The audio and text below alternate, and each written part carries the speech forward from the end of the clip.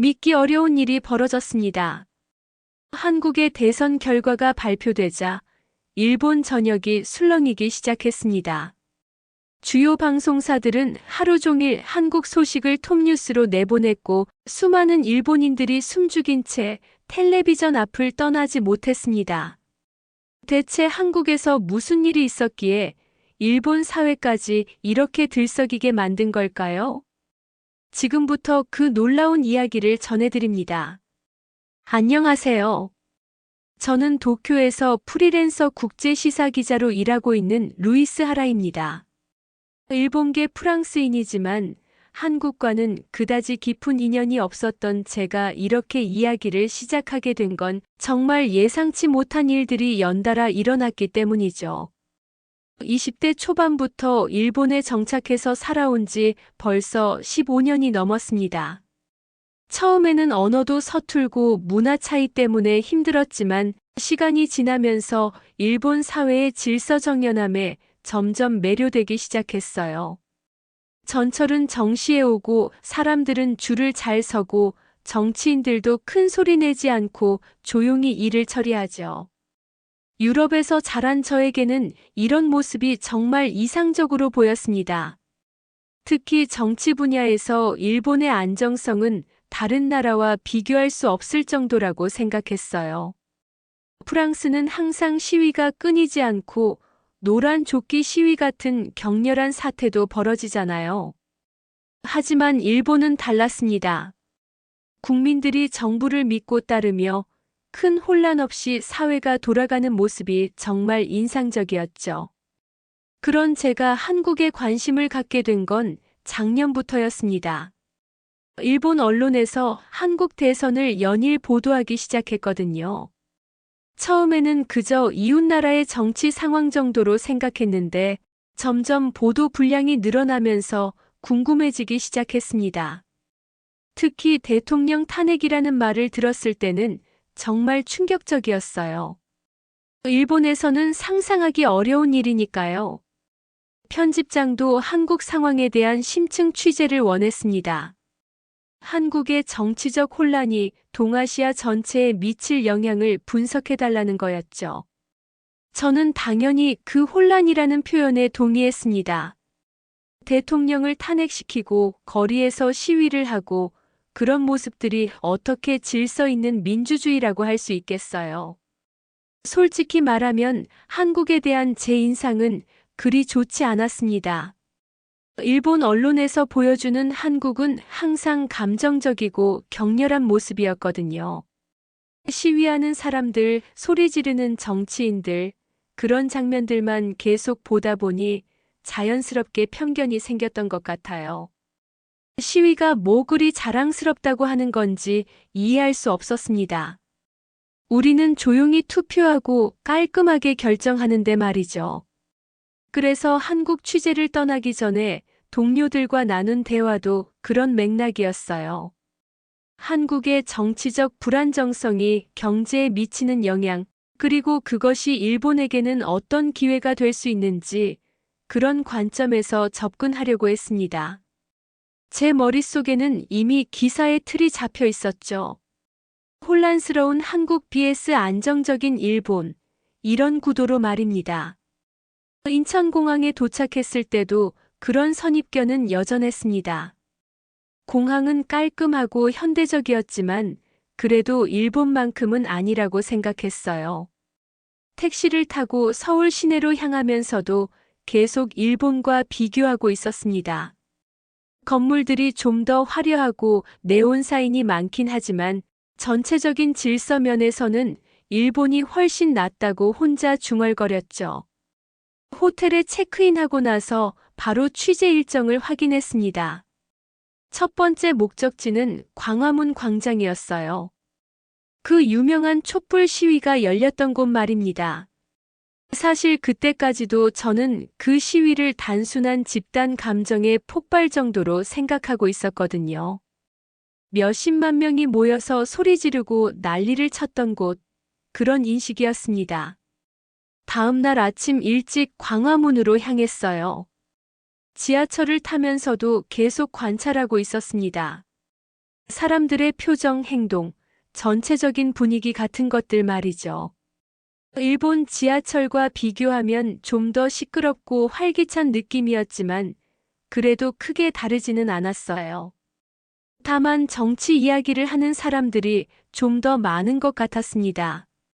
광화문역에서 내려서 광장으로 걸어가는 길, 저는 카메라를 준비하면서 어떤 각도로 기사를 써야 할지 생각하고 있었습니다. 시위의 흔적들, 혼란의 잔재들, 그런 것들을 찾아서 일본 독자들에게 보여주려고 했죠. 한국의 정치적 미성숙함을 보여주는 증거들을 수집하려고 했던 겁니다. 그런데 광화문 광장에 도착했을 때 제가 예상했던 모습과는 완전히 달랐습니다. 혼란의 흔적이나 파괴된 시설물 같은 건 전혀 보이지 않았어요. 오히려 평온하고 정돈된 모습이었습니다. 관광객들과 시민들이 자연스럽게 어울려 있었고 아이들이 뛰어놀고 있었죠. 이상했습니다. 분명히 수백만 명이 모여서 대통령 탄핵을 요구하며 시위를 했던 곳인데 왜 이렇게 평범해 보이는 거죠? 일본에서 본 뉴스 영상들과는 너무 다른 모습이었어요. 혹시 제가 잘못된 장소에 온 건 아닌가 싶어서 지도를 다시 확인해 봤을 정도였습니다. 그때 우연히 한 중년 남성과 눈이 마주쳤어요. 그분이 제가 외국인인 걸 알아보시고는 먼저 말을 걸어오셨습니다. 영어로 도움이 필요한지 물어보시더라고요. 저는 그때 처음으로 한국 사람과 제대로 된 대화를 나누게 되었습니다. 그리고 그 대화는 제 인생을 완전히 바꿔놓았습니다. 그분은 김민수라는 이름의 시민단체 활동가였습니다. 50대 초반 정도로 보이는 분이었는데 얼굴에 온화한 미소를 띠고 계셨어요. 제가 일본에서 온 기자라고 소개하자 반가워하시면서 광화문 광장에 대해 설명해주기 시작하셨습니다. 김민수 씨가 들려준 이야기는 정말 놀라웠어요. 이곳에서 벌어진 촛불 시위가 단순한 반정부 시위가 아니라 시민들이 스스로 민주주의를 지키기 위해 나선 자발적인 움직임이었다는 겁니다. 수백만 명이 모였지만 단 한 건의 폭력 사건도 없었고 오히려 질서정연하게 진행되었다고 하더라고요. 처음에는 믿기 어려웠습니다. 그렇게 많은 사람이 모여서 정부를 비판하고 대통령 퇴진을 요구했는데 폭력이 없었다고요? 유럽에서 자란 제 경험으로는 상상하기 힘든 일이었죠. 프랑스의 시위들은 항상 경찰과의 충돌이 있었고 상점이 부서지거나 차량이 불에 타는 일들이 벌어졌거든요. 김민수 씨는 제 의구심을 알아채시고는 더 자세히 설명해 주셨습니다. 시위 참가자들이 스스로 질서를 유지했고 쓰레기 하나도 함부로 버리지 않았으며 심지어 시위가 끝난 후에는 청소까지 해서 갔다는 거예요. 경찰들과도 대립하지 않고 오히려 따뜻한 음료를 나눠주기도 했다고 하셨습니다. 그 순간 제 머릿속에서 뭔가가 흔들리기 시작했어요. 일본에서 봤던 뉴스 영상들과 너무 다른 이야기였거든요. 일본 언론은 한국의 시위를 무질서하고 감정적인 것으로만 보도했는데 실제로는 완전히 다른 모습이었던 거죠. 김민수 씨는 계속해서 말씀하셨습니다. 이 시위가 단순히 대통령 하나를 바꾸려는 게 아니라 진정한 민주주의가 무엇인지 시민들이 보여준 역사적 순간이었다고요. 아이들부터 노인들까지 모든 세대가 함께 참여해서 평화롭게 자신들의 목소리를 냈다는 거예요. 더 놀라운 건 시위의 규모였습니다. 최대 200만 명까지 모였다고 하는데 이는 서울 인구의 거의 5분의 1에 해당하는 숫자라고 하더라고요. 일본으로 치면 도쿄에서 250만 명이 모이는 것과 같은 규모인데 상상이 안 되는 일이었습니다. 제가 왜 일본에서는 이런 시위가 불가능한지 물어보자 김민수 씨는 잠깐 생각하시더니 조심스럽게 말씀하셨어요. 아마도 시민의식의 차이일 거라고, 그리고 정치에 대한 접근 방식의 차이일 거라고요. 한국 사람들은 정치를 남의 일이 아닌 자신의 일로 생각한다는 겁니다. 그 말을 들으면서 저는 일본 사회를 돌아보게 되었어요. 정말로 일본 사람들은 정치를 어떻게 생각하고 있을까요? 투표율도 낮고 정치에 대한 관심도 별로 없는 것 같은데 그게 정말 좋은 건가 싶어지기 시작했습니다. 김민수 씨와 헤어진 후 저는 혼자 광화문 광장을 천천히 걸어 다녔어요. 그분이 말씀해 주신 내용들을 곱씹어 보면서 이곳에서 정말로 그런 일들이 벌어졌는지 상상해 보려고 했습니다. 수백만 명의 사람들이 촛불을 들고 서 있던 모습을, 그들이 하나가 되어 민주주의를 외치던 모습을 말이죠. 호텔로 돌아와서 인터넷을 뒤져보기 시작했습니다. 촛불 시위에 대한 더 많은 자료들을 찾고 싶었거든요. 그런데 검색하면 할수록 더 놀라운 사실들을 알게 되었어요. 정말로 폭력 사건이 거의 없었고 시민들이 스스로 질서를 유지했으며 심지어 축제 같은 분위기였다는 증언들이 무수히 많았습니다. 특히 인상 깊었던 건 해외 언론들의 보도였어요. 서구 언론들이 한국의 촛불 시위를 민주주의의 모범 사례로 극찬하고 있었거든요. 평화적이고 질서 있는 시위의 전형이라고 평가했습니다. 그런데 정작 일본 언론은 왜 이런 내용들을 제대로 보도하지 않았을까요? 그날 밤 잠을 이루기 어려웠습니다. 머릿속이 복잡했거든요. 제가 지금까지 믿어왔던 것들에 대해 의문이 들기 시작했어요. 일본의 조용한 정치가 정말 좋은 건지, 한국의 시끄러운 민주주의가 정말 나쁜 건지, 그런 생각들이 계속 맴돌았습니다. 다음 날부터는 좀 더 적극적으로 취재에 나섰어요. 여러 사람들을 만나서 인터뷰를 하기 시작했습니다. 대학생들, 직장인들, 상인들, 정말 다양한 사람들과 대화를 나눴죠. 그런데 놀랍게도 대부분의 사람들이 촛불 시위에 대해 긍정적으로 생각하고 있었어요. 특히 한 대학생의 말이 기억에 남습니다. 20살 김지영이라는 학생이었는데 자신이 시위에 참가했던 경험을 들려주었어요. 처음에는 무서웠지만 막상 가보니 정말 평화로웠고 오히려 감동적이었다고 하더라고요. 그렇게 많은 사람들이 같은 마음으로 모여 있다는 사실 자체가 놀라웠다고 했습니다. 김지영 학생은 또 이런 말도 했어요. 자신의 할머니도 시위에 참가하셨는데 80세가 넘은 할머니가 추운 겨울밤에 촛불을 들고 서 계시는 모습을 보고 울었다고 하더라고요. 민주주의를 지키기 위해 3대가 함께 나선 거라면서 자랑스러웠다고 했습니다. 그런 이야기들을 들으면서 저는 점점 혼란스러워졌어요. 제가 알고 있던 한국과 실제 한국이 너무 달랐거든요. 일본에서 접했던 정보들이 얼마나 편향되어 있었는지 깨닫기 시작했습니다. 그러던 중 소셜미디어에서 충격적인 글을 보게 되었습니다. 사사키 겐지로라는 일본의 유명한 유튜버가 한국의 촛불 시위를 조롱하는 내용을 올린 거였어요. 촛불은 미개한 집단 히스테리에 불과하다면서 일본의 조용한 정치야말로 진정한 민주주의라고 주장했습니다. 사사키 겐지로는 일본에서 꽤 유명한 정치 논객이었어요. 혐한 성향으로 유명했지만 그래도 많은 구독자를 가지고 있었습니다. 그의 글을 보니 화가 났어요. 제가 직접 보고 느낀 것과 너무 다른 이야기를 하고 있었거든요. 더 화가 났던 건 댓글들이었습니다. 많은 일본 사람들이 사사키의 의견에 동조하면서 한국을 비하하는 글들을 올리고 있었어요. 저도 며칠 전까지는 비슷한 생각을 가지고 있었지만 이제는 그런 댓글들이 얼마나 무지에서 비롯된 것인지 알 수 있었습니다. 결국 저는 사사키 겐지로에게 직접 댓글을 달았습니다. 한국에서 직접 취재 중인 기자로서 그의 주장이 사실과 다르다고 반박했어요. 그랬더니 그가 저에게 공개 토론을 제안했습니다. 자신의 유튜브 채널에서 라이브 토론을 하자는 거였어요.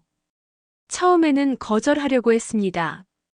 굳이 그런 논쟁에 휘말릴 필요가 있나 싶었거든요. 하지만 생각해보니 이건 중요한 문제였어요. 잘못된 정보가 퍼지는 걸 막고 진실을 알리는 게 기자로서 제 역할이라고 생각했습니다. 그래서 토론을 수락했습니다. 대신 제대로 준비를 하기 위해 한국에서의 취재 기간을 연장하기로 했어요. 원래는 일주일 예정이었는데 한 달로 늘렸습니다. 사사키 겐지로와의 토론에서 확실한 근거를 가지고 반박하려면 더 많은 자료와 경험이 필요했거든요. 그날 밤 저는 일본에 있는 편집장에게 전화를 걸었습니다. 취재 기간 연장에 대해 설명드리면서 지금까지 발견한 내용들에 대해서도 간단히 보고했어요. 편집장은 처음에는 의아해했지만 결국 제 판단을 믿어주셨습니다. 전화를 끊고 나서 창밖을 바라보았어요. 서울의 야경이 정말 아름다웠습니다. 며칠 전까지만 해도 그저 화려하기만 한 도시라고 생각했는데 이제는 다르게 보였어요. 이 도시에서 살아가는 사람들이 자신들의 민주주의를 지키기 위해 얼마나 치열하게 노력하고 있는지 알게 되었거든요. 한국에서의 취재가 본격적으로 시작되면서 저는 일본 사회에 대해 다시 생각해 보기 시작했습니다. 특히 일본의 정치 시스템이 정말로 그렇게 완벽한 건지 의문이 들기 시작했어요. 한국에서 보고 들은 것들이 제 기존 생각을 완전히 뒤흔들어 놓았거든요. 일본으로 돌아가는 비행기를 취소하고 나서 저는 좀 더 체계적으로 두 나라의 정치 시스템을 비교해 보기로 했습니다. 먼저 일본의 상황부터 차근차근 살펴보기 시작했어요. 객관적인 시각으로 마치 외국인이 일본을 처음 보는 것처럼 말이죠. 가장 먼저 눈에 띈 건 세습 정치의 문제였습니다. 일본 정치인들 중 상당수가 아버지나 할아버지의 지역구를 그대로 물려받아 정치를 하고 있었어요. 아베 신조 전 총리도 그렇고 아소 다로 부총리도 마찬가지였습니다. 이게 과연 민주주의라고 할 수 있는 건가 싶었어요. 한국에서 만난 사람들과 대화하면서 이런 이야기를 해봤더니 다들 놀라더라고요. 정치인의 자리를 세습한다는 게 말이 되냐는 반응이었습니다. 한국에서는 아무리 유명한 정치인의 자녀라도 처음부터 다시 시작해야 한다고 하더라고요. 또 다른 문제는 언론의 독립성이었어요. 일본에서는 정부가 언론사에 상당한 영향력을 행사하고 있다는 걸 새삼 깨달았습니다. 기자 클럽 제도라는 게 있어서 정부가 원하지 않는 질문은 하기 어려운 구조더라고요. 총리 기자회견에서도 미리 정해진 질문들만 나오는 경우가 대부분이었어요. 반면 한국의 언론은 훨씬 자유로워 보였습니다. 대통령에게도 거침없이 질문하고 정부 정책을 신랄하게 비판하는 기사들을 쉽게 볼 수 있었어요. 물론 모든 게 완벽하지는 않겠지만 적어도 언론의 역할은 제대로 하고 있다는 인상을 받았습니다. 가장 충격적이었던 건 정치 참여율에 대한 자료를 찾아보면서였어요. 일본의 투표율이 얼마나 낮은지 새삼 깨달았습니다. 특히 젊은 세대의 정치 무관심은 심각한 수준이었어요. 20대 투표율이 30%도 안 되는 선거가 허다했습니다. 그런데 한국은 달랐어요. 대선 투표율이 70%를 넘는 경우가 많았고 젊은 세대도 적극적으로 정치에 참여하고 있었습니다. 제가 만난 대학생들은 모두 정치에 대해 나름의 견해를 가지고 있었어요. 일본 젊은이들과는 확연히 다른 모습이었습니다. 한 대학교에서 정치학을 전공하는 박준호라는 학생과 긴 대화를 나눈 적이 있어요. 그 친구가 한 말이 정말 인상 깊었습니다. 정치는 어른들만 하는 게 아니라 자신의 미래를 결정하는 일이라면서 당연히 관심을 가져야 한다고 하더라고요. 박준호 학생은 또 이런 말도 했습니다. 일본 젊은이들이 정치에 무관심한 건 결국 기성세대가 만들어 놓은 시스템 때문이라고요. 변화의 가능성을 차단해 놓고 순응하기만 하라고 가르쳐 온 결과라는 거죠. 그 말을 들으니 뭔가 찔리는 기분이었어요. 이런 생각들을 하면서 도쿄에 있는 친구들에게 안부 연락을 해봤어요. 대부분 정치 이야기는 피하려고 하더라고요. 관심이 없다거나 어차피 바뀌지 않을 거라는 반응이 대부분이었습니다. 예전에는 이런 모습이 성숙한 시민의식이라고 생각했는데 이제는 그게 아닌 것 같았어요. 특히 충격적이었던 건 일본에서 유학하고 있다가 한국으로 교환학생을 온 다나카 유키라는 친구와 만났을 때였습니다. 그 친구는 일본 도쿄대학교 학생이었는데 한국에 온 지 석 달 만에 완전히 달라졌다고 하더라고요. 다나카 유키는 저에게 이런 말을 했어요. 한국에 와서 처음으로 자신이 시민이라는 걸 느꼈다고요. 일본에서는 그냥 사회의 부품 같은 기분이었는데 여기서는 사회를 바꿀 수 있는 주체라는 생각이 든다는 거였습니다. 그 말을 들으니 정말 많은 생각이 들었어요. 한국에서 일주일을 더 보내면서 저는 계속해서 이런 경험들을 쌓아갔습니다. 시민들과 대화하고 정치 현장을 직접 보고 언론이 어떻게 작동하는지 관찰했어요. 그럴 때마다 일본과는 확연히 다른 모습들을 발견할 수 있었습니다. 어느 날 오후 국회의사당 앞에서 작은 집회가 열렸어요. 환경 보호를 요구하는 시민단체의 집회였는데 100여 명 정도의 사람들이 참여했습니다. 저는 취재차 그 집회를 지켜봤는데 정말 평화롭고 질서 있게 진행되더라고요. 집회 참가자들은 다양한 연령대였어요. 대학생부터 중년, 심지어 아이를 데리고 온 부모들도 있었습니다. 모두들 자신의 목소리를 내기 위해 자발적으로 나온 거였죠. 일본에서라면 상상하기 어려운 광경이었어요. 집회가 끝난 후 몇몇 참가자들과 이야기를 나눠봤습니다. 그들은 모두 이런 활동이 당연한 시민의 권리라고 생각하고 있었어요. 정부의 잘못된 정책에 반대 의견을 표현하는 게 뭐가 잘못됐냐는 반응이었습니다. 그런데 일본은 어떤가요? 정부 정책에 반대하는 집회나 시위는 거의 찾아보기 어렵습니다. 있다고 해도 규모가 매우 작고 언론의 관심도 받지 못해요. 시민들도 그런 활동에 참여하는 걸 꺼리는 분위기가 강하죠. 이런 차이가 어디서 오는 걸까 생각해 봤습니다. 아마도 교육 시스템의 차이가 큰 것 같았어요. 일본에서는 어릴 때부터 질서를 지키고 남에게 피해를 주지 않는 것을 최고의 덕목으로 가르쳐요. 개인의 의견보다는 집단의 화합을 중시하죠. 반면 한국은 개인의 권리와 표현의 자유를 더 중요하게 생각하는 것 같았어요. 물론 이것도 완벽하지는 않겠지만 적어도 시민으로서의 주체의식은 확실히 강한 편이었습니다. 그러던 중 사사키 겐지로가 또 다른 영상을 올렸어요. 이번에는 한국의 정치 시스템 전체를 조롱하는 내용이었습니다. 한국은 감정으로 정치를 하고 일본은 이성으로 다스린다는 식으로 말하더라고요. 정말 화가 났어요. 특히 그가 한국의 시위 문화를 미개한 집단 히스테리라고 표현한 부분에서는 참을 수 없었습니다.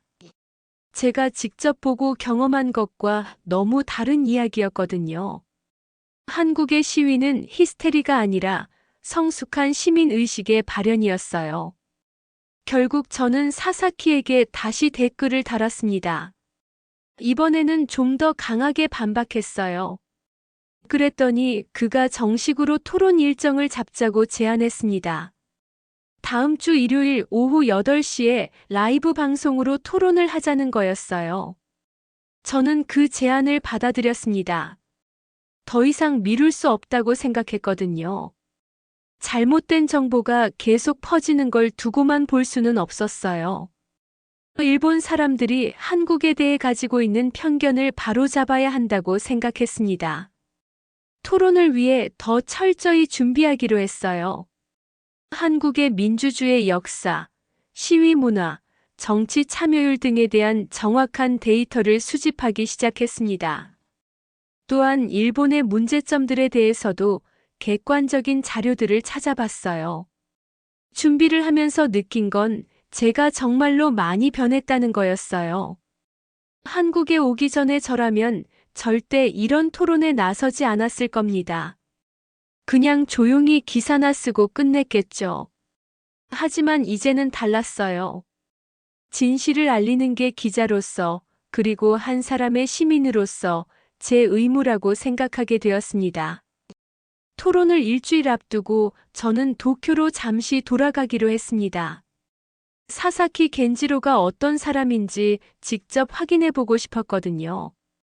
그리고 일본에서 그의 영향력이 어느 정도인지도 파악해야 했어요. 도쿄에 도착하자마자 느낀 건 이상하게 답답하다는 기분이었습니다. 한 달 전만 해도 이곳이 세상에서 가장 질서 있고 완벽한 도시라고 생각했는데 이제는 뭔가 숨막히는 느낌이 들었어요.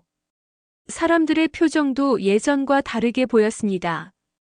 무표정하고 지쳐 보였달까요? 지하철을 타고 시부야로 향하면서 주변을 관찰해 봤어요. 모두들 스마트폰만 보고 있었고 서로 대화를 나누는 사람은 거의 없었습니다. 한국 지하철에서 봤던 활기찬 모습과는 정반대였어요. 물론 조용하고 질서 있긴 했지만 뭔가 생기가 없어 보였습니다. 사사키 겐지로에 대해 알아보기 위해 인터넷을 뒤져봤어요. 그는 생각보다 훨씬 유명한 인물이었습니다. 유튜브 구독자가 50만 명이 넘었고 정치 관련 방송에도 자주 출연하고 있었어요. 특히 혐한 발언으로 주목받기 시작해서 지금의 위치에 올랐더라고요. 그의 과거 영상들을 몇 개 봤는데 정말 충격적이었습니다. 한국을 조롱하고 비하하는 내용들이 대부분이었어요. 그런데 더 놀라운 건 댓글들이었습니다. 많은 일본인들이 그의 의견에 동조하고 있었거든요. 한국에 대한 편견과 혐오가 생각보다 심각한 수준이었어요. 특히 그가 최근에 올린 영상에서는 한국의 촛불 시위를 집단 최면이라고 표현했더라고요.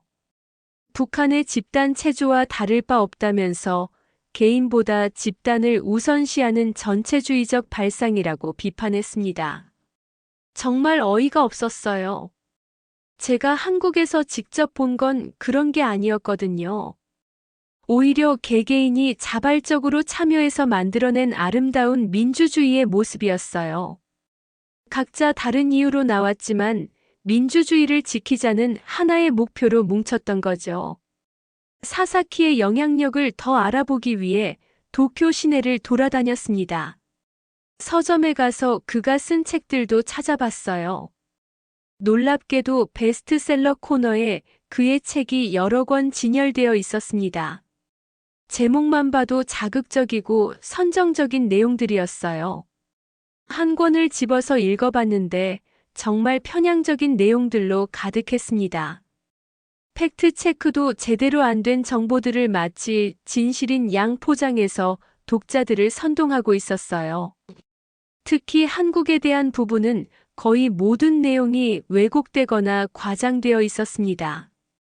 책을 사서 카페에 앉아 더 자세히 읽어봤어요. 읽으면서 화가 났지만 동시에 이해가 되는 부분도 있었습니다. 왜 많은 일본인들이 그의 주장에 현혹되는지 말이에요. 그는 일본인들이 듣고 싶어하는 이야기를 들려주고 있었거든요. 일본이 우월하고 한국은 열등하다는 식의 이야기 말입니다. 자신들의 문제는 감추고 상대방의 문제만 부각시키는 방식으로요. 이런 내용에 노출된 일본인들이 한국에 대해 편견을 갖는 건 어쩌면 당연한 일이었어요. 그날 저녁 오래된 친구인 야마다 케이스케를 만났습니다. 대학 동창이었는데 지금은 도쿄의 한 신문사에서 기자로 일하고 있어요. 그에게 사사키 겐지로에 대해 어떻게 생각하는지 물어봤더니 의외의 대답이 돌아왔습니다. 야마다는 사사키를 그냥 상업적인 선동가 정도로 생각한다고 하더라고요. 자극적인 내용으로 관심을 끌어서 돈을 버는 사람이라는 거죠. 하지만 동시에 그의 영향력을 무시할 수는 없다고도 했습니다. 특히 젊은 세대들 사이에서 반한 감정을 부추기는 역할을 하고 있다는 거예요. 저는 야마다에게 한국에서의 경험을 들려줬습니다. 촛불 시위의 실상이나 한국 민주주의의 모습들을 설명했어요. 그런데 야마다의 반응이 좀 의외였습니다. 처음에는 믿지 못하겠다는 표정이었거든요. 야마다도 일본 언론이 보도한 내용만 알고 있었던 거예요.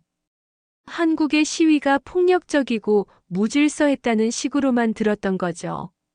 제가 직접 찍은 사진들과 영상들을 보여주니 그제야 놀라더라고요. 이런 모습은 일본 언론에서 전혀 보여주지 않았다면서요. 그 순간 저는 문제의 심각성을 깨달았습니다.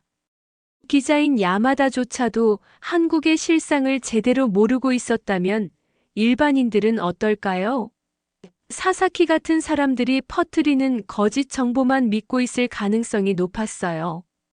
다음 날에는 사사키 겐지로가 주최하는 집회에 참석해봤습니다. 도쿄 시내의 한 공원에서 열린 작은 집회였는데 100여 명 정도가 참석했어요. 대부분 중년 남성들이었고 몇몇 젊은이들도 섞여 있었습니다. 집회 현장에서 사사키를 처음으로 직접 봤어요. 40대 중반 정도로 보이는 남성이었는데 생각보다 평범한 외모였습니다. 하지만 연설을 시작하자 완전히 다른 사람이 되더라고요. 목소리도 커지고 제스처도 과장되면서 청중들을 선동하기 시작했어요. 그의 연설 내용은 정말 충격적이었습니다. 한국을 민주주의 국가라고 부를 수 없다면서 감정에 휘둘리는 미개한 민족이라고 표현했어요. 그러면서 일본에 침묵하는 정치야말로 성숙한 민주주의의 표본이라고 주장했습니다. 청중들의 반응도 심각했어요. 사사키의 말 한마디 한마디에 환호하고 박수를 치더라고요. 한국을 비하하는 발언이 나올 때마다 더욱 열광적으로 반응했습니다. 이런 모습을 보니 정말 씁쓸했어요. 연설이 끝난 후 사사키 주변으로 사람들이 몰려들었습니다. 저도 그 틈에 끼어서 가까이 다가갔어요. 그리고 기자라고 신분을 밝히면서 몇 가지 질문을 던졌습니다. 제가 한국에서 직접 취재한 내용을 바탕으로 반박하자 사사키의 표정이 변했어요. 처음에는 당황하는 듯 했지만 곧 공격적으로 돌변했습니다. 제가 한국의 선전에 속았다면서 진실을 보지 못하고 있다고 비판했어요. 그러면서 다시 한번 공개 토론을 제안했습니다. 이번에는 좀 더 구체적으로 다음 주 일요일 저녁 8시에 자신의 유튜브 채널에서 라이브 방송으로 토론하자고 했어요. 저는 당연히 수락했습니다. 집회가 끝나고 집으로 돌아가는 길, 저는 많은 생각에 잠겼습니다. 사사키 겐지로라는 인물이 생각보다 훨씬 위험한 존재라는 걸 깨달았어요. 단순히 관심을 끌기 위한 선동가가 아니라 진짜로 혐오를 퍼뜨리는 사람이었습니다. 더 심각한 건 그의 말을 믿는 사람들이 많다는 거였어요. 그들은 한국에 대한 왜곡된 정보만 듣고 자라서 진실을 분별할 능력을 잃어버린 것 같았습니다. 이런 상황에서 제가 해야 할 일이 무엇인지 분명해졌어요. 토론에서 반드시 이겨야겠다고 다짐했습니다. 단순히 논리로 이기는 게 아니라 진실을 전달해야 한다고 생각했어요. 일본인들이 한국에 대해 갖고 있는 편견을 깨뜨리고 진짜 민주주의가 무엇인지 보여줘야 했습니다. 그날 밤 늦게까지 토론 준비를 했어요. 사사키가 자주 사용하는 논리의 허점들을 찾아내고 그에 대한 반박 자료들을 정리했습니다. 또한 한국에서 찍은 사진과 영상들도 다시 한번 점검했어요. 준비를 하면서 느낀 건 이 토론이 단순히 한국을 옹호하는 차원이 아니라는 거였어요. 진정한 민주주의가 무엇인지, 시민으로서 어떻게 살아야 하는지에 대한 근본적인 문제를 다루는 자리가 될 것 같았습니다. 토론을 이틀 앞두고 저는 다시 한국으로 돌아왔습니다. 마지막 준비를 위해서였어요. 특히 한국 대선이 바로 며칠 앞으로 다가와 있었기 때문에 실제 선거 현장을 직접 체험해보고 싶었거든요. 서울에 도착한 첫날, 저는 홍대 근처의 한 카페에서 20대 청년들과 만났습니다. 대선을 앞두고 그들이 어떤 생각을 하고 있는지 궁금했어요. 놀랍게도 모든 청년들이 투표에 참여할 예정이라고 하더라고요. 그 중에서도 특히 인상 깊었던 건 김소영이라는 23살 대학생이었습니다. 그 친구는 이번이 생애 첫 대선 투표라고 하면서도 각 후보의 공약을 꼼꼼히 분석해뒀더라고요. 정치에 대한 관심과 지식 수준이 정말 높았어요. 김소영 학생에게 일본 젊은이들의 정치 무관심에 대해 이야기했더니 정말 놀라워하더라고요. 자신의 미래를 결정하는 일인데 어떻게 관심이 없을 수 있냐는 반응이었습니다. 그러면서 한 말이 정말 인상적이었어요. 대통령은 우리가 고용한 공무원일 뿐이라고 하더라고요. 잘못하면 언제든지 해고할 수 있는 사람이고, 그래서 더욱 꼼꼼히 선택해야 한다는 거였습니다. 이런 생각 자체가 일본에서는 상상하기 어려운 일이에요. 일본에서는 총리를 국민이 직접 선택하지 않잖아요. 정당의 대표가 자동으로 총리가 되는 시스템이니까 국민의 선택권이 제한적이죠. 하지만 한국은 국민이 직접 대통령을 뽑습니다. 이런 구조적 차이가 시민의식에도 큰 영향을 미치는 것 같았어요. 다른 학생들과도 대화를 나눠봤는데 모두들 비슷한 생각을 가지고 있었습니다. 정치는 어른들만 하는 게 아니라 자신들의 일이라고 생각하고 있었어요. 교육, 취업, 주거 문제 등 모든 게 정치와 연결되어 있다는 걸 분명히 인식하고 있었습니다. 특히 놀라웠던 건 이들이 정치인들을 대하는 태도였어요. 무조건적인 존경이나 두려움이 아니라 비판적이면서도 건설적인 시각을 가지고 있었습니다. 잘하면 지지하고 못하면 비판하는 정말 건강한 민주시민의 모습이었어요. 대선 전날 밤에는 광화문 광장에서 열린 마지막 유세를 지켜봤습니다. 수만 명의 시민들이 모여서 각 후보의 연설을 들었어요. 그런데 분위기가 정말 평화로웠습니다. 서로 다른 후보를 지지하는 사람들이 섞여 있었지만 갈등이나 충돌은 전혀 없었어요. 오히려 축제 같은 분위기였습니다. 가족 단위로 나온 사람들도 많았고 아이들도 부모와 함께 참여하고 있었어요. 이런 모습을 보니 정치가 일상의 일부라는 걸 실감할 수 있었습니다. 드디어 대선 당일이 되었습니다. 저는 오전 일찍부터 여러 투표소를 돌아다니며 취재했어요. 가장 인상적이었던 건 투표소 앞에 길게 늘어선 줄이었습니다. 많은 사람들이 자발적으로 나와서 투표에 참여하고 있었어요. 특히 젊은 층의 참여율이 높아 보였습니다. 대학생들뿐만 아니라 직장인들도 점심시간을 이용해서 투표하러 오더라고요. 일본의 선거와는 완전히 다른 모습이었어요. 일본에서는 투표소가 한산한 경우가 많거든요. 한 투표소에서 만난 박민준이라는 회사원과 대화를 나눴는데 그의 말이 정말 기억에 남습니다. 투표는 권리이자 의무라고 하더라고요. 민주주의 사회에서 살고 있는 이상 정치에 참여하는 건 당연한 일이라는 거였습니다. 또 다른 시민은 이런 말을 했어요. 정치는 무거운 게 아니라 나를 지키는 가장 일상적인 행동이라고요.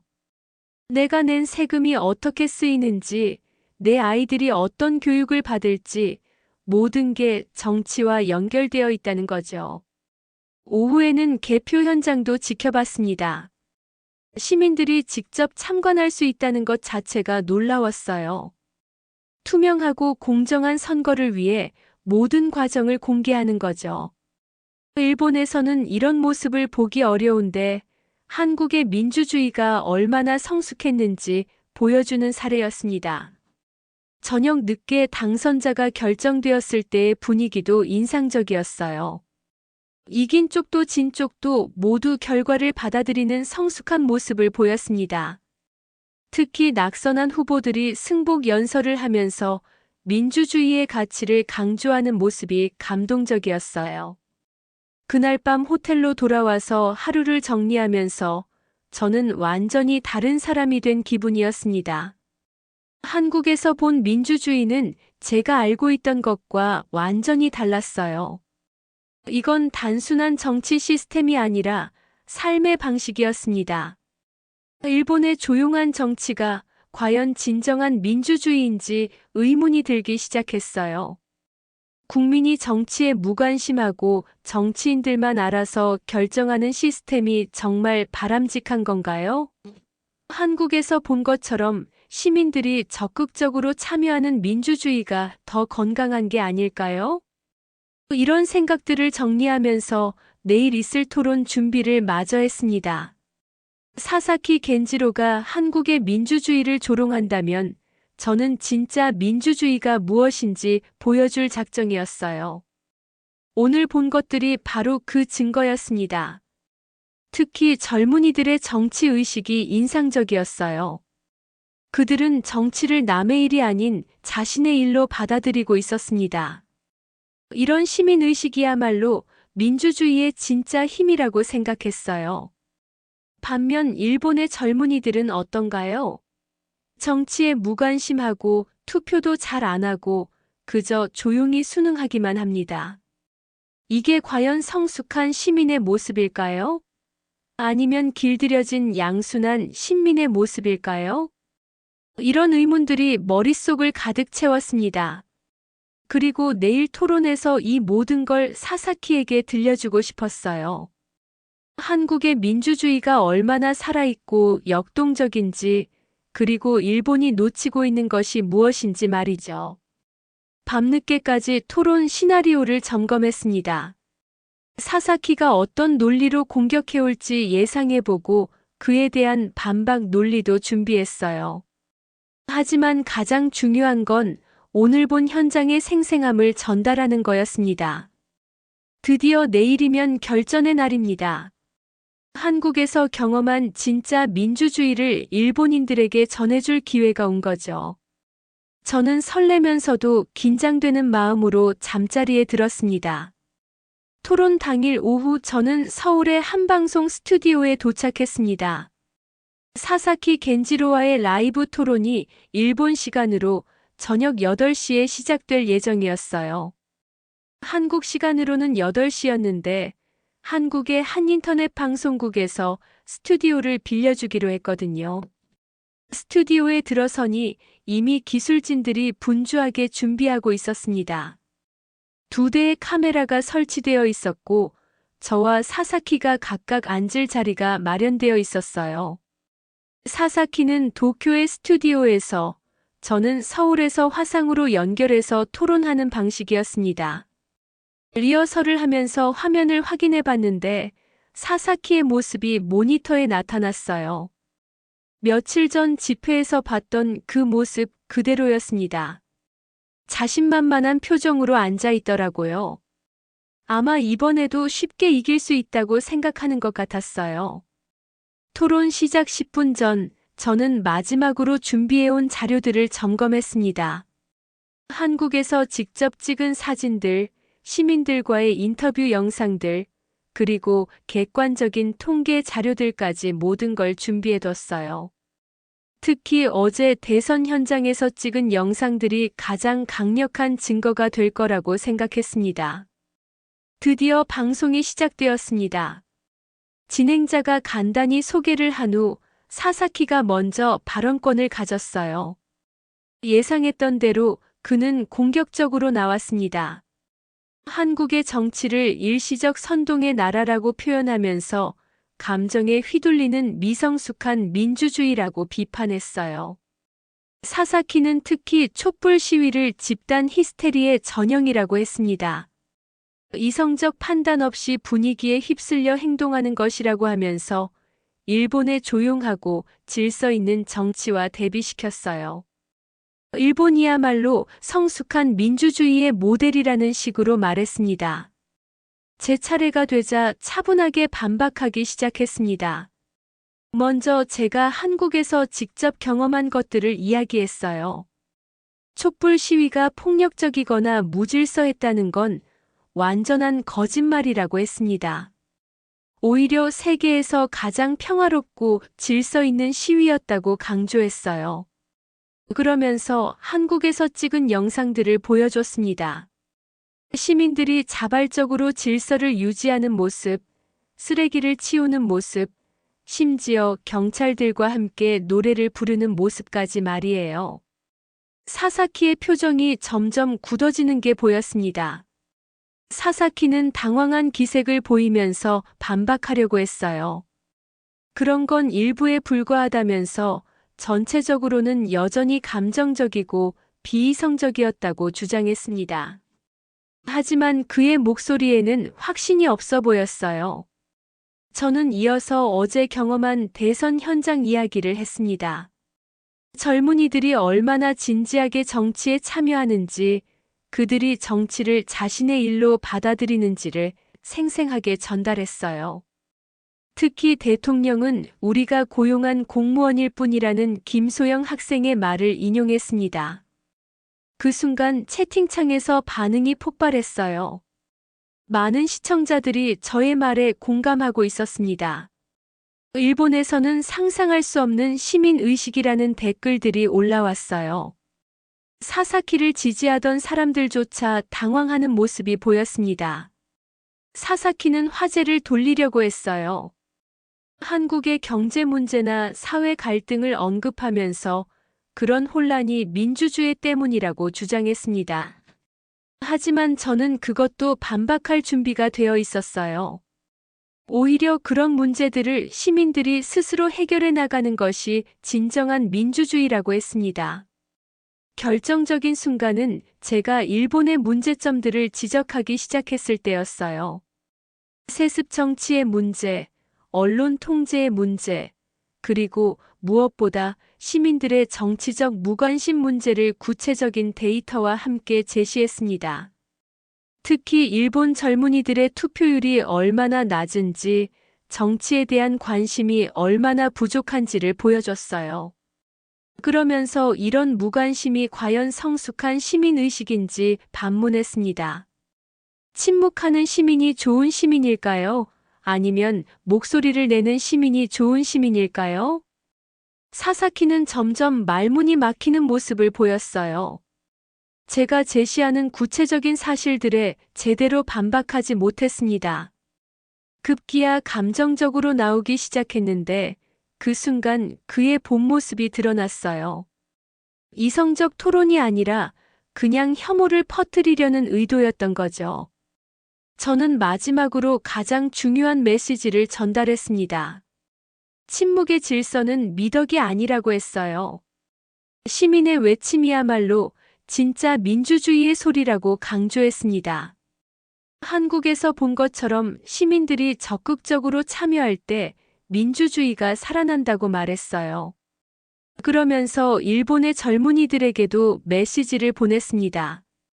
정치는 어른들만 하는 게 아니라 여러분의 미래를 결정하는 일이라고 했어요. 침묵하지 말고 목소리를 내라고, 그것이 진정한 시민의 자세라고 했습니다. 토론이 끝날 무렵 채팅창의 분위기는 완전히 바뀌어 있었어요. 처음에는 사사키를 지지하던 사람들도 이제는 제 편으로 돌아서고 있었습니다. 특히 젊은 시청자들의 반응이 뜨거웠어요. 한국의 민주주의에 대해 더 알고 싶다는 댓글들이 쏟아졌습니다. 사사키는 마지막에 말실수까지 저질렀어요. 감정이 격해지면서 한국에 대한 노골적인 혐오 발언을 했는데 그 순간 시청자들의 반발이 폭발했습니다. 그의 정체성이 완전히 드러난 순간이었어요. 방송이 끝나고 나서 스튜디오는 조용했습니다. 기술진들도 모두 진지한 표정이었어요. 한 스태프가 다가와서 정말 감동적인 토론이었다고 말해주더라고요. 일본과 한국에 대한 생각이 완전히 바뀌었다면서요.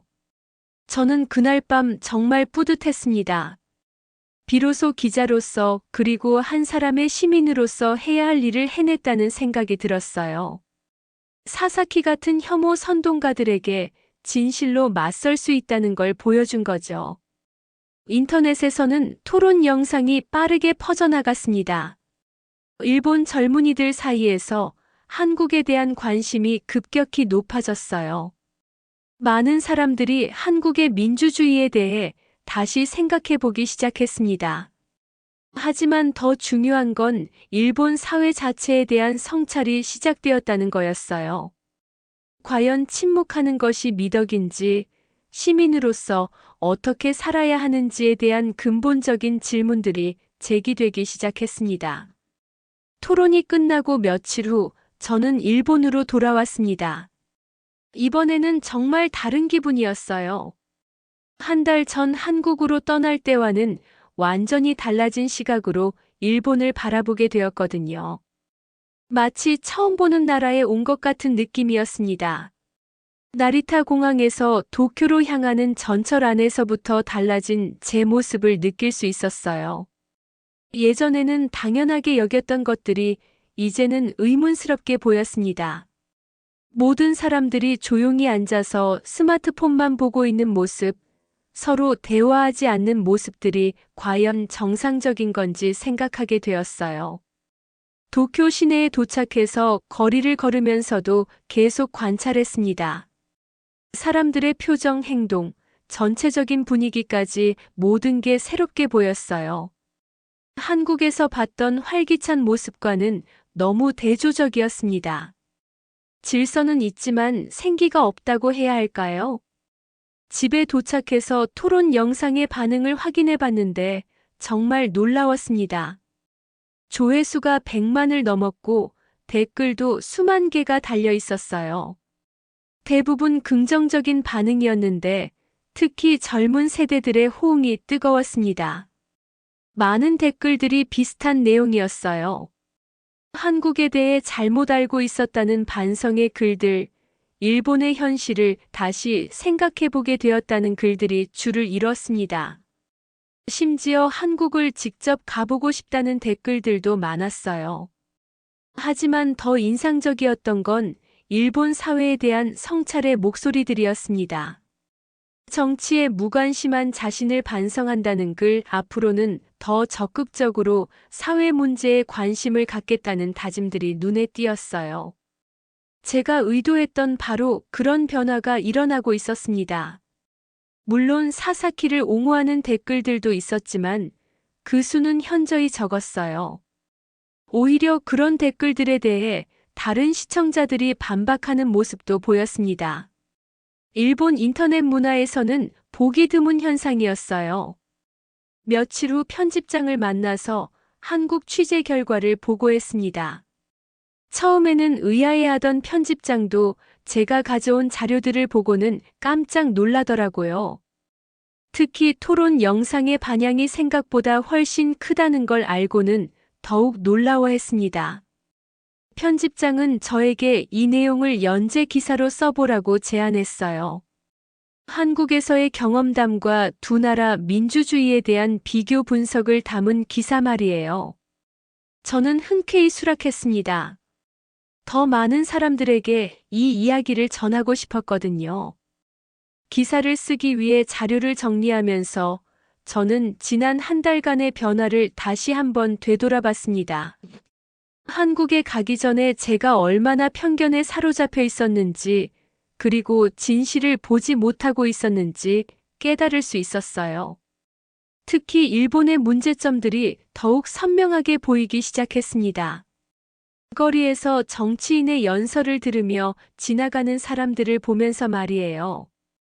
예전에는 무관심도 하나의 선택이라고 생각했는데, 이제는 그게 문제라는 걸 알겠어요. 어느 날 오후 시부야 역 앞에서 야당 의원이 연설을 하고 있었습니다. 코로나 대응의 문제점을 지적하고 정부의 정책 변화를 요구하는 내용이었어요. 하지만 대부분의 사람들은 그냥 지나쳐 갔습니다. 귀를 기울이는 사람은 거의 없었어요. 한국이었다면 어땠을까 생각해 봤습니다. 아마 많은 사람들이 멈춰 서서 연설을 들었을 거예요. 동의하든 반대하든 관심을 보였을 거고, 어떤 사람들은 질문도 했겠죠. 그런 모습이야말로 살아있는 민주주의가 아닐까요? 그 연설을 하는 정치인을 보면서 안타까운 마음이 들었습니다. 아무리 좋은 말을 해도 듣는 사람이 없다면 무슨 소용이 있을까요?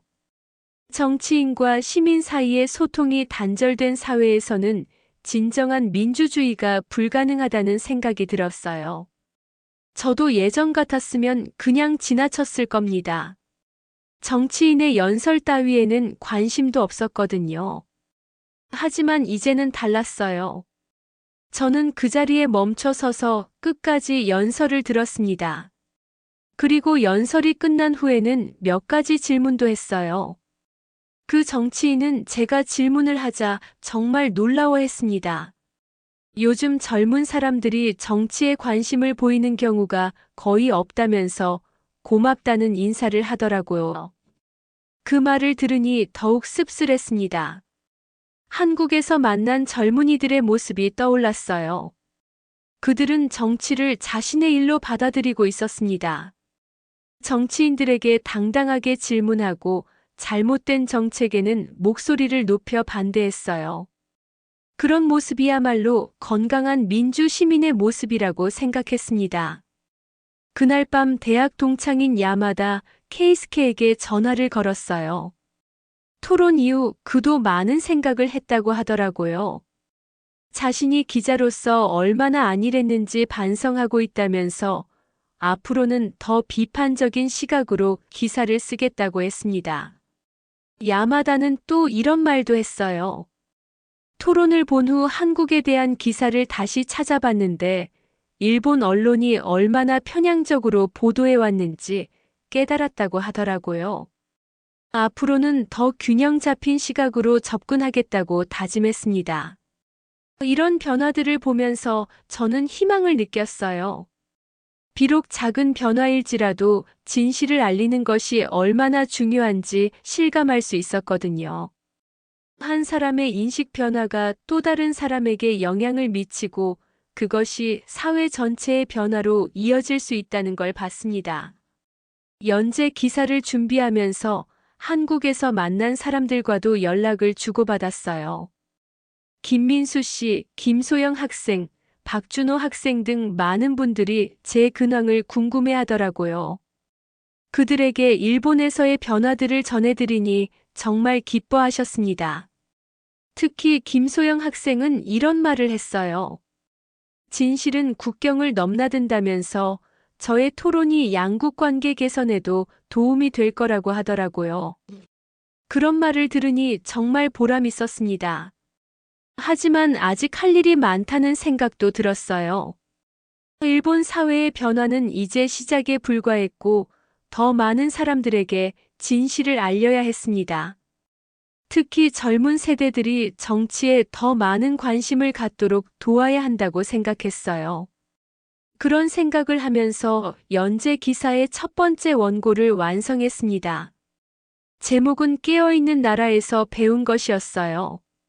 한국에서의 경험이 제게 얼마나 큰 변화를 가져다 주었는지, 그리고 진정한 민주주의가 무엇인지에 대한 이야기였습니다. 연재 기사가 시작되고 나서 반응은 생각보다 훨씬 뜨거웠습니다. 첫 번째 기사가 나간 다음 날부터 편집부에는 독자들의 전화와 이메일이 쏟아져 들어왔어요. 대부분 긍정적인 반응이었지만 일부에서는 비판의 목소리도 있었습니다. 특히 기성세대 일부에서는 제가 일본을 비하하고 한국을 미화한다는 비판을 제기했어요. 하지만 젊은 독자들의 반응은 정반대였습니다. 드디어 진실을 말하는 기자가 나타났다면서 더 많은 이야기를 들려달라고 요청했어요. 연재가 진행되면서 저는 점점 더 확신을 갖게 되었습니다. 이 일이 단순한 기사 작성을 넘어서 사회적 의미를 갖는다는 걸 느꼈거든요. 많은 사람들이 제 글을 통해 한국과 일본을 다시 바라보기 시작했고, 민주주의에 대해서도 새롭게 생각하게 되었다고 했습니다. 연재 세 번째 주쯤 되었을 때 정말 놀라운 일이 일어났어요. 도쿄의 한 대학교에서 제게 강연 요청이 들어온 겁니다. 학생들이 직접 요청한 거라고 하더라고요. 한국의 민주주의와 일본의 현실에 대해 이야기해달라는 내용이었습니다. 처음에는 고민이 되었어요. 저는 그냥 기자일 뿐이고 학자도 아닌데 대학에서 강연을 할 자격이 있을까 싶었거든요. 하지만 편집장이 적극 권해서 결국 수락하기로 했습니다. 젊은이들과 직접 소통할 수 있는 좋은 기회라고 생각했어요. 강연 당일 대학교 강당에는 예상보다 훨씬 많은 학생들이 모여 있었습니다. 200명 정도 수용할 수 있는 강당이 거의 만석이었어요. 뒤쪽에 서서 듣는 학생들도 있을 정도였습니다. 강연을 시작하면서 저는 솔직하게 말했습니다. 한 달 전까지만 해도 저 역시 한국에 대한 편견을 가지고 있었다고요. 하지만 직접 가서 보고 경험한 것은 완전히 달랐다고 했습니다. 그리고 그 경험이 제 인생을 어떻게 바꿔놓았는지 들려줬어요. 학생들의 반응이 정말 진지했습니다. 조용히 듣고 있었지만 눈빛만으로도 그들이 얼마나 집중하고 있는지 알 수 있었어요. 특히 한국 젊은이들의 정치 참여 이야기를 할 때는 탄성이 나오기도 했습니다. 강연이 끝나고 질의응답 시간에는 정말 많은 질문이 쏟아졌어요. 대부분 일본 젊은이들의 정치 무관심을 어떻게 해결할 수 있을지에 대한 질문들이었습니다. 한 학생은 이런 질문을 했어요. 자신도 정치에 관심을 가져야 한다는 건 알겠는데 구체적으로 무엇부터 시작해야 할지 모르겠다고요. 저는 그 학생에게 이렇게 답했습니다. 거창한 것부터 시작할 필요는 없다고요. 일단 주변의 문제들에 관심을 갖는 것부터 시작하면 된다고 했어요. 대학 등록금 문제든 취업 문제든 자신과 관련된 일들이 모두 정치와 연결되어 있다는 걸 인식하는 게 첫걸음이라고 설명했습니다. 또 다른 학생은 한국처럼 시위를 해야 하는 건지 물어봤어요. 저는 시위가 목적이 아니라 수단이라고 답했습니다. 중요한 건 자신의 목소리를 내는 거라고요. 투표를 하는 것도 하나의 방법이고 SNS에서 의견을 표현하는 것도 방법이라고 했습니다. 가장 인상 깊었던 질문은 한 여학생이 한 것이었어요. 일본 사회가 정말 변할 수 있을지 의문스럽다는 거였습니다. 너무 오랫동안 이런 식으로 살아왔는데 갑자기 바뀔 수 있을까 하는 회의적인 질문이었어요. 저는 그 학생에게 한국의 예를 들어 설명했습니다. 한국도 군사 독재 시절에는 시민들이 목소리를 내기 어려웠다고요. 하지만 꾸준한 노력을 통해 지금의 민주주의를 만들어냈다고 했습니다. 변화는 하루아침에 일어나지 않지만 포기하지 않으면 반드시 가능하다고 강조했어요. 강연이 끝나고 나서 많은 학생들이 저에게 다가왔습니다. 개인적으로 더 이야기하고 싶다는 학생들, 한국에 가보고 싶다는 학생들, 정치학과로 전과를 고려하고 있다는 학생까지 다양했어요. 특히 기억에 남는 학생이 있었습니다. 사토 유우키라는 21세 학생이었는데 제 강연을 듣고 정말 큰 충격을 받았다고 하더라고요. 지금까지 정치는 자신과 상관없는 일이라고 생각했는데 완전히 인식이 바뀌었다면서 앞으로는 적극적으로 사회 문제에 관심을 갖겠다고 다짐했습니다. 그런 반응들을 보면서 저는 정말 뿌듯했어요. 제가 한국에서 경험한 변화가 이제 다른 사람들에게도 전해지고 있다는 걸 실감할 수 있었거든요. 작은 변화일지라도 의미가 있다고 생각했습니다. 강연 이후로 저에게는 더 많은 요청들이 들어왔어요. 다른 대학교에서도 강연 요청이 왔고, 시민단체에서도 강연을 부탁했습니다. 심지어 고등학교에서도 특강을 해달라는 요청이 들어왔어요. 이런 활동들을 하면서 저는 점점 더 확신을 갖게 되었습니다. 진실을 알리는 일이 얼마나 중요한지, 그리고 한 사람의 변화가 얼마나 큰 파급 효과를 가져올 수 있는지 말이에요. 제가 기자로서 해야 할 일이 바로 이런 것이라는 생각이 들었습니다.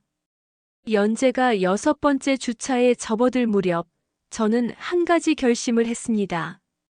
이 경험담을 책으로 출간하기로 한 거예요. 더 많은 사람들에게 이 이야기를 전하고 싶었거든요. 편집장도 좋은 아이디어라며 적극 지지해 주었습니다. 책 제목은 깨어있는 나라에서 배운 것으로 정했어요. 부제는 한 일본 기자의 한국 민주주의 체험기였습니다. 연재 기사를 바탕으로 하되 더 자세한 내용들과 개인적인 소감들을 추가하기로 했어요. 책을 쓰면서 지난 몇 달간의 일들을 다시 정리할 수 있었습니다. 한국에 가기 전에 편견 많던 제 모습부터 시작해서 광화문에서 받은 첫 충격, 사사키와의 대결, 그리고 일본으로 돌아와서의 변화까지 모든 과정을 되짚어봤어요. 특히 마지막 장을 쓸 때는 정말 감회가 새로웠습니다. 이 모든 경험이 저에게 어떤 의미였는지, 그리고 앞으로 어떻게 살아갈 것인지에 대한 다짐을 담았어요. 마지막 문장은 이렇게 마무리했습니다. 나는 이제 내 목소리를 낼 줄 아는 기자가 되려 합니다. 그리고 일본도 언젠가는 광장의 불빛을 보게 되기를 바랍니다. 책이 출간되고 나서 반응은 정말 뜨거웠어요. 출간 첫 주에 베스트셀러 목록에 올랐고 여러 매체에서 인터뷰 요청이 들어왔습니다. 독자들의 서평도 대부분 긍정적이었어요. 무엇보다 기뻤던 건 젊은 독자들의 반응이었습니다. 많은 젊은이들이 이 책을 읽고 정치에 관심을 갖게 되었다고 했어요. 심지어 한국으로 여행을 계획하는 사람들도 생겼다고 하더라고요. 한국에서도 번역본이 출간되었는데 그쪽 반응도 좋았습니다. 김민수 씨를 비롯해 한국에서 만난 분들이 축하 메시지를 보내주셨어요. 일본인의 시각에서 쓴 한국 민주주의 이야기가 새롭다는 평가를 받았습니다. 이제 1년이 지난 지금 저는 완전히 다른 사람이 되었습니다. 예전처럼 조용히 기사만 쓰는 기자가 아니라 적극적으로 목소리를 내는 기자가 되었어요. 사회 문제에 대해서도 더욱 관심을 갖게 되었고 시민으로서의 역할도 소홀히 하지 않으려고 노력하고 있습니다. 무엇보다 중요한 건 희망을 갖게 되었다는 거예요. 일본 사회도 변할 수 있다는 희망, 젊은이들이 깨어날 수 있다는 희망, 그리고 진정한 민주주의를 만들어갈 수 있다는 희망 말입니다.